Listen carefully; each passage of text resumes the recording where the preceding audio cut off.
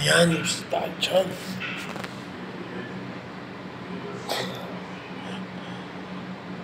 Dito ako sa office ko ngayon. Nag-check fire extinguisher. Dito pa rin ako sa Qatar ngayon. Yun pa rin yung dati. Mas mahirap yung ano dito kabayan. Yung trabaho namin ng security kaysa sa Pinas. Ting kamali mo lang, tanggal na. Wala nang first offense, second offense, third offense. Warning letter agad. Kaya lang maganda lang kasi ang daming libre. Marami ang libre.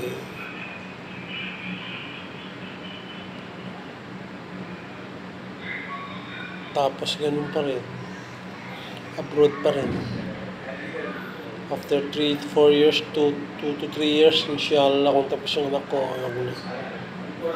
tapos yung anak ko mga 3 years after, 4 years, stop na. Pagod na rin ako. Pagod na yung makikisama dito. Kailangan mahaba lang yung pasensya mo kasi nga, pahirap yung may kagirgiran, kumbaga, maganda lang sa yung teamwork. Kaso nga lang, wala yung teamwork kapag may kagalitan, di ba? Kailangan kasi sa isang detachment, kailangan teamwork. Teamwork. Malaki na rin yung dito kabayan. 35 na rin sa pera natin. Eh kung live out ka, malaki na. Umabot 50.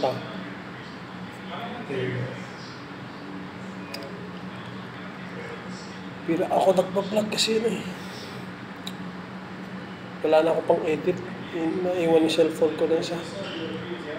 Hindi ko pagamay yung isa ditong apps.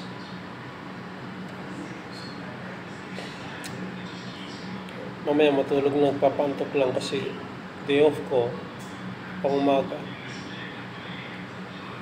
Pasok na naman bukas sa baya.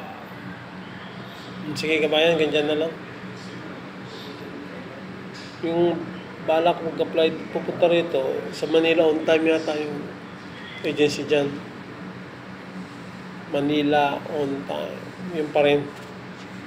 Balita ko nag-ano rin sila, Manila on time. Bye.